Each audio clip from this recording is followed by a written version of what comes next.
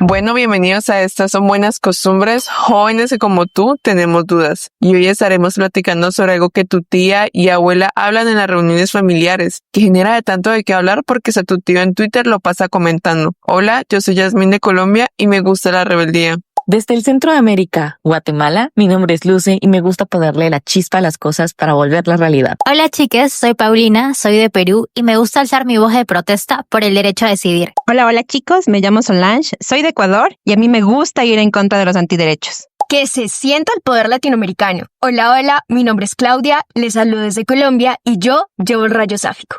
Hola a todos, mi nombre es Patricia, soy de Paraguay y me gusta el derecho humano. Hola a todas, todos y todes. Soy Macarena, soy de Argentina y me gusta ir contra todo lo que está mal. Buenas costumbres. En cada episodio vamos a tomar un tema que se hable mucho, pero bien explicado y con periodismos. ¿Por qué no se cuidan? ¿Pero cuidarnos de qué? Nuestro cuerpo, nuestra comida, un susto. Un susto, pero hay sustos de sustos y sustos que dan gusto. Sí, tienes toda la razón. Pero ¿qué me dices de un susto por un embarazo no planificado? Ese sí que es un susto, además si no está en tus planes en ese momento. A mi mejor amiga le pasó, se fue a hacer la prueba porque no se cuidó y estaba súper asustada. Pero, ¿y cómo nos cuidamos entonces? En las relaciones sexuales, el cuchiplancheo, hacer cositas, la prueba del amor o como lo llamen en cada uno de sus países, es importante saber que cómo protegernos. No solamente de un embarazo, sino también de una ITS. Pero, ojo, y mucho ojo, existen muchos métodos anticonceptivos, pero ninguno es 100% seguro. Pero entonces si los métodos no son 100% seguros, ¿es posible un embarazo? ¿Qué hacemos cuando nos pasa? Pues podemos acceder a un aborto. ¿Y el aborto es una opción segura? Sí, es una opción segura y es un derecho que no se debería negar. De hecho, les contamos algunos casos que conocemos. El caso de Beatriz versus El Salvador. El derecho a decidir frente a un sistema que le abandonó. Beatriz era una joven salvadoreña de 22 años que enfrentó una situación desgarradora. Su embarazo en embrionado ponía en riesgo su vida, pero la estricta ley de aborto en El Salvador le impedía acceder a un aborto terapéutico. A pesar de que su salud se deterioraba rápidamente, las autoridades ignoraron sus derechos y los de su familia. Beatriz luchó incansablemente por justicia y tras una dolorosa batalla legal, la Corte Suprema autorizó la interrupción del embarazo. Sin embargo, fue demasiado tarde. Beatriz sufrió consecuencias irreparables. Este caso no solo expuso la crueldad de las leyes de aborto en El Salvador, sino que también llevó a la Corte Interamericana de Derechos Humanos a condenar al Estado por violar los derechos humanos de Beatriz. Su historia se convirtió en un símbolo de la urgencia en garantizar el derecho a servicios de salud reproductiva dignos y seguros en toda la región. El caso de Norma, Ecuador, una justicia pendiente para las sobrevivientes de violencia sexual. Norma era una adolescente ecuatoriana que vivió una pesadilla, fue violada por su propio padre y quedó embarazada. Aunque la ley ecuatoriana permite el aborto en casos de violación, Norma enfrentó trabas burocráticas y un sistema insensible que le negó el acceso a un aborto seguro y legal. Como si eso no fuera suficiente, las autoridades decidieron devolverla al hogar de su agresor, el mismo hombre que le había arrebatado su infancia. Este caso no solo mostró la indiferencia de las instituciones frente al dolor de las víctimas, sino que evidenció la falta de acceso real a justicia, protección y salud reproductiva. La historia de Norma nos recuerda que ninguna niña, mujer o persona con capacidad de gestar debería sufrir un abandono tan cruel por parte del Estado. Estos casos no son excepciones, son el reflejo de un sistema que falla continuamente a las personas más vulnerables y nos llama a exigir justicia, empatía, cambios estructurales. ¿Hasta cuándo permitiremos que estas historias sigan repitiéndose? Pero bueno, entendemos un poco más sobre el aborto, ¿qué es? La Organización Mundial de la Salud, la OMS, lo define como una interrupción espontánea o voluntaria del embarazo, antes de las 20 semanas de gestación y cuando el producto aún pesa menos de 500 gramos. Bueno, entendemos que alrededor de este tema surgen muchos mitos y realidades a la vez, pero cuéntenos ustedes cuáles son esos mitos y realidades. Aquí les tengo unos mitos que traje que ustedes nos pueden ayudar a resolver. Primero, después de un aborto, ¿todas las mujeres experimentan ese trauma o depresión? No, eso es totalmente falso. No todas las mujeres experimentan angustia emocional después de un aborto. Para muchas es un alivio, mientras que otras pueden sentir tristeza o ambivalencia. Los estudios han demostrado que las mujeres que son obligadas a continuar un embarazo no deseado tienen un mayor riesgo de problemas psicológicos que aquellas que pueden decidir sobre su cuerpo. Yo alguna vez escuché que es que la inyección para abortar es efectiva. Me quedé muy sorprendida, pero ayúdame a resolver esta duda. Empezamos por el principio. Esto no es así, es solo un mito. No existen inyecciones para abortar. Existen dos métodos seguros. El farmacológico, o sea, sí, a partir de pastillas como mifepristona y misoprostol, y el quirúrgico con aspiración manual undioterina, AMU, o aspiración al vacío. Para que el procedimiento sea seguro, se debe contar con información confiable y un acompañamiento médico adecuado. Bueno, este mito lo escuché con mis tíos, pero no sé, ¿las mujeres usan el aborto como método anticonceptivo? Para nada, eso es totalmente falso. La gran mayoría de las mujeres que abortan no lo hacen de manera recurrente ni como sustituto de los métodos anticonceptivos. Muchas pueden recurrir a la interrupción voluntaria del embarazo en condiciones de emergencia, fallas anticonceptivas o condiciones personales y económicas que no les permiten continuar con el proceso de gestación. Bueno, ese mito sí me hace tener muchas dudas y a la vez incertidumbre, y siento que a las mujeres también. Si me hago una IVE, una interrupción voluntaria del embarazo, ¿me voy a quedar infértil? ¿Tendré cáncer? No, cuando se realiza en condiciones seguras y con profesionales capacitados, es un procedimiento médico con bajo riesgo. Según la OMS, el aborto seguro tiene menos riesgos que un parto o incluso algunas cirugías menores. Los abortos clandestinos, en cambio, sí representan una amenaza grave para la vida de las personas. Pero cuando hablamos de un aborto seguro, este no afecta ni la fertilidad ni deja secuelas en el cuerpo. Pero cuando hablamos de procedimientos que no son realizados en las condiciones que se deben de hacer, sí puede provocar complicaciones graves como infecciones o daños en el útero. Por eso, el acceso a servicios médicos confiables y la despenalización del aborto es importante. Bueno, este mito que voy a decir lo escuché una vez estando en la calle. ¿Solo las mujeres irresponsables o promiscuas abortan? Si tu crush te dice esto, huye. Es una red flag. Abortar no tiene nada que ver con ser irresponsable. Hay muchas razones por las que alguien puede tomar esta decisión y no importa la edad, el nivel socioeconómico o la historia personal. Es una realidad que atraviesa a todo tipo de personas y no debería ser un motivo de juicio.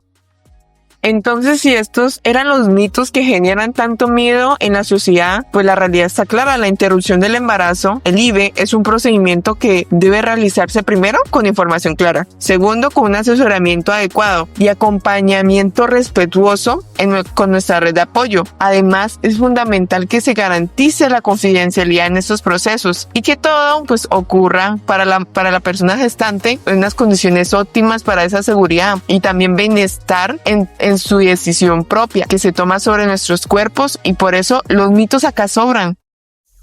Bueno, ya conocimos los mitos que nos dan tanta incertidumbre y a la vez miedo, pero también conocimos una realidad y es importante saber de que existen esas leyes, pero que no en todos los países ha avanzado de la misma manera. Es por eso que con estas líderes, mujeres de Latinoamérica, platicaremos un poco sobre esto. ¿Cómo estamos en nuestros contextos sobre interrupción voluntaria del embarazo? En Paraguay el aborto está prohibido casi por completo, según el Código Penal. Las consecuencias legales son muy duras, hasta 5 años de prisión si lo intentan, 2 años si eres la persona gestante y hasta 8 años para quien ayude. Aunque desde 2008 se permite el aborto terapéutico cuando la vida o la salud de la persona gestante corre peligro. Sin embargo, la cruda realidad es que muchas mujeres paraguayas siguen recurriendo a abortos clandestinos, porque cuando te enfrentas a una situación tan difícil, las leyes no siempre reflejan las necesidades reales de las personas. Es decir, tenemos barreras, las mujeres tienen barreras en Paraguay para acceder a este tipo de procedimientos. Pero es importante saber cómo está el contexto en otro país como Argentina.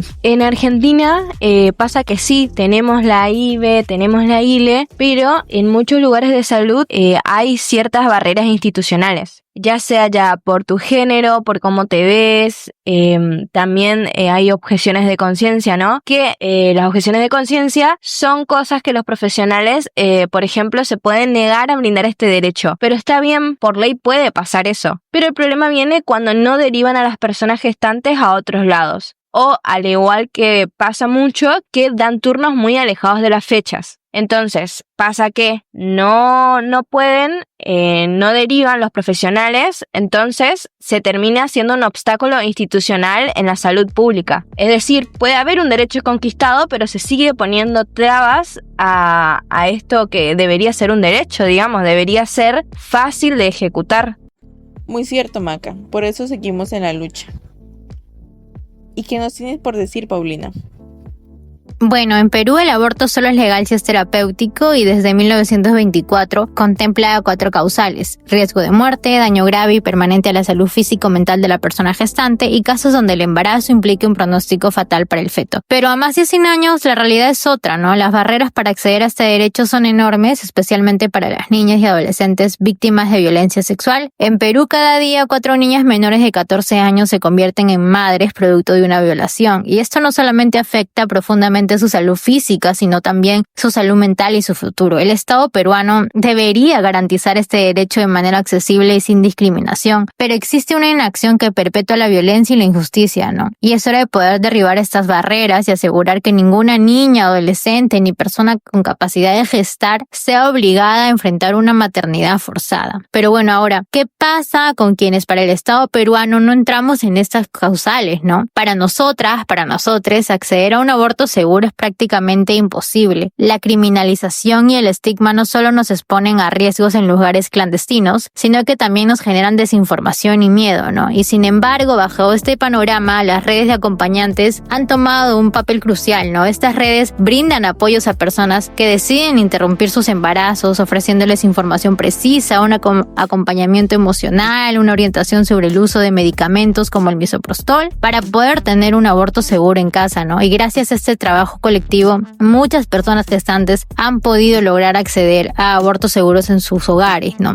Esta red de acompañantes no solamente lucha contra el estigma, sino que también crea espacios de cuidado, de empatía, de sororidad, donde las decisiones sobre nuestros cuerpos son respetadas y sobre todo respaldadas, ¿no? Decidir sobre nuestro cuerpo y nuestra sexualidad y nuestra reproducción no debería ser un privilegio, es un derecho humano reconocido por la Asamblea General de las Naciones Unidas y aceptado por el Perú, ¿no? Pero en la práctica estamos lejos de ver esto garantizado. Es hora de cambiar esta historia y reconocer el valor que tienen las redes de apoyo, porque nadie debería enfrentar estas decisiones solas ni en condiciones de riesgo.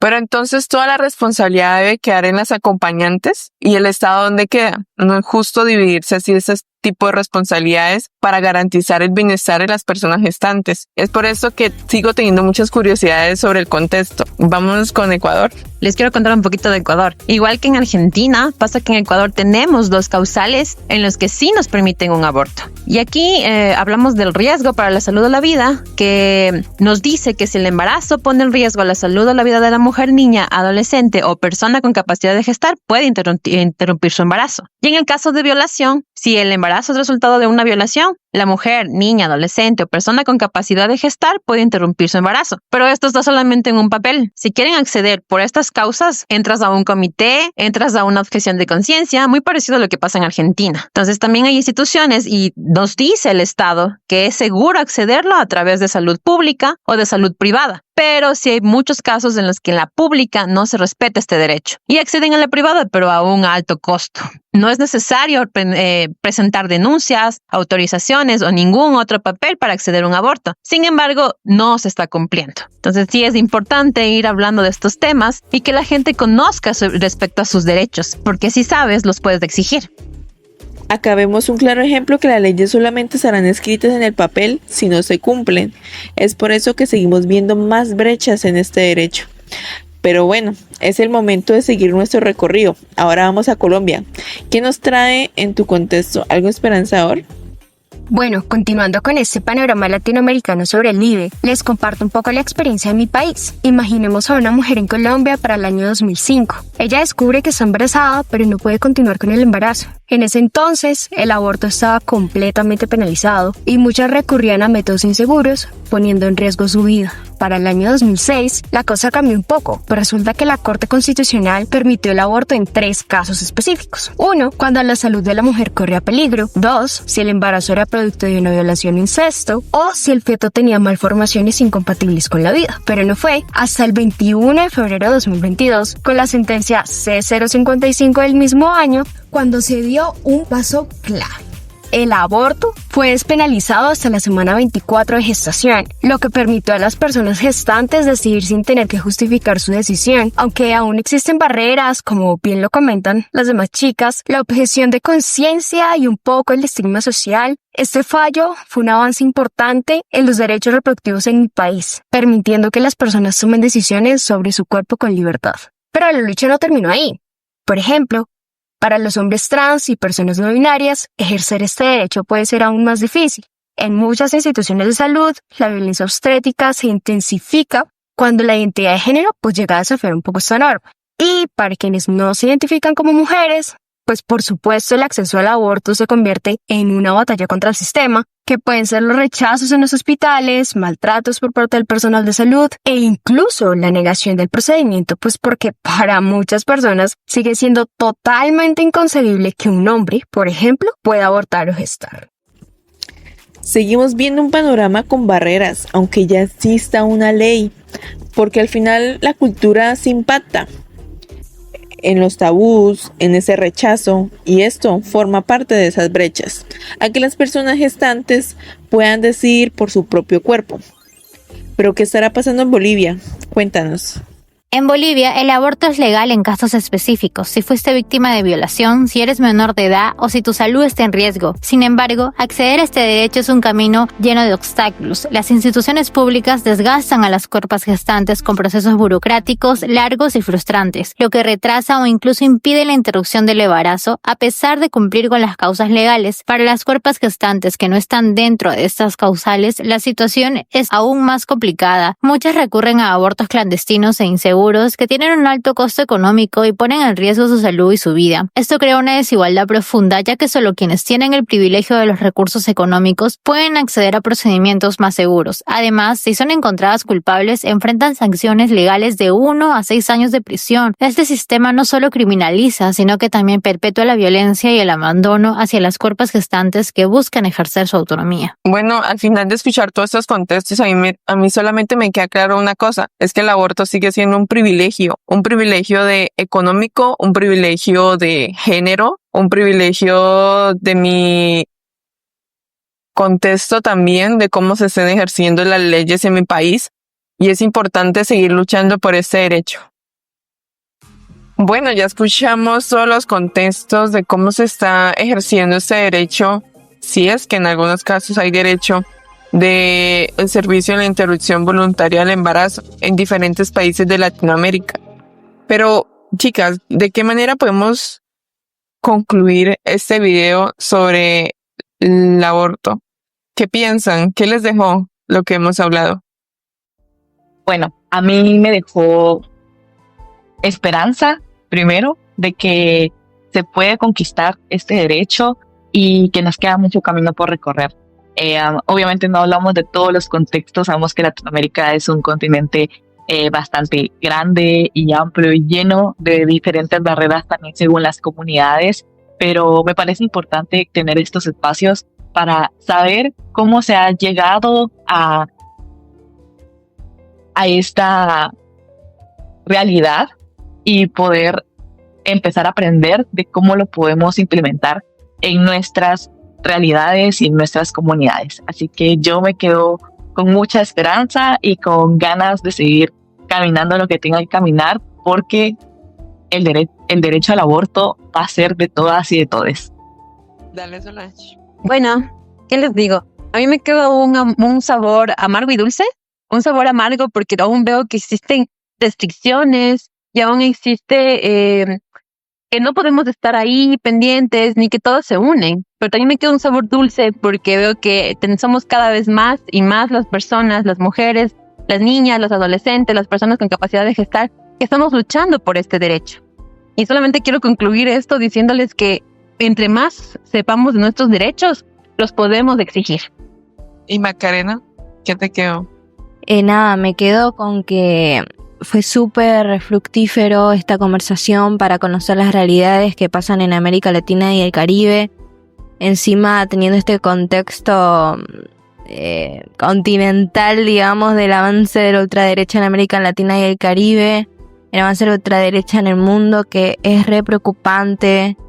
También, bueno, lo que pasa acá en Argentina, que bueno, se pone en cuestión un montón de cosas que no se deberían cuestionar o poner en el foco de juicio, ¿no? También, bueno, nada, quería dejar una frase que siempre me acuerdo, que es súper importante, que decía Simone de Beauvoir, que decía que no olvidemos jamás que va a bastar una crisis política, económica, religiosa para poner en cuestión los derechos de las mujeres. Y eso es lo que pasa, ¿no? Entonces me parece muy importante estos espacios como un método de lucha también desde las jóvenes, para afrontar esta realidad súper difícil. Bueno, Paulina.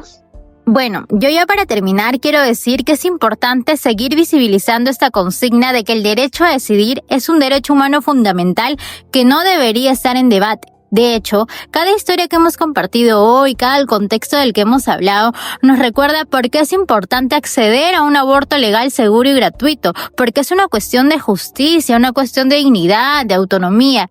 Y en ese sentido, es importante que sigamos alzando nuestras voces para construir una América Latina en donde podamos decidir sobre nuestros cuerpos y que esto no sea un privilegio, sino una realidad garantizada para todos, todas y todes. Y es aquí donde la lucha sigue. Gracias. Claudia, ¿qué nos traes? Escucharlas ha sido un regalo que me llena de gratitud y orgullo. Compartir este espacio sororo con ustedes me reafirma que cuando tejemos redes y compartimos nuestras realidades, fortalecemos los procesos de cambio en toda América Latina. Me llevó a la certeza de que la educación sexual es clave para decidir, los anticonceptivos para no abortar y el aborto legal para no morir. Gracias por ese intercambio poderoso. Increíble frase, la verdad. Me la voy a anotar. Bueno, al final de cuentas, hablar del aborto no es solamente una discusión o un debate de que quiero ese derecho o no lo quiero, o que si existe o no. Es entender una problemática detrás de esa decisión que toma la persona en donde se desarrolla. También puede ser una problemática de abuso sexual o vulneración de derechos de mujeres, niñas y personas con capacidad de gestar. Eso hace que el tema en la mesa nos haga sentir cosas. Y entonces, para responder la pregunta inicial, ¿por qué no se cuidan? Es porque no teníamos buenas costumbres, como lo es el informarnos sobre nuestros derechos sexuales y reproductivos. Y aunque falta mucho más por abarcar, es importante saber que esta costumbre nueva se va a quedar, de informarnos para después ir a luchar. Y este es el inicio de buenas costumbres. Por favor, suscríbanse, denle like y comenten. Y ante todo queremos agradecer a IPPF por la oportunidad de comenzar este sueño juntos. Gracias por escucharnos. Hasta luego.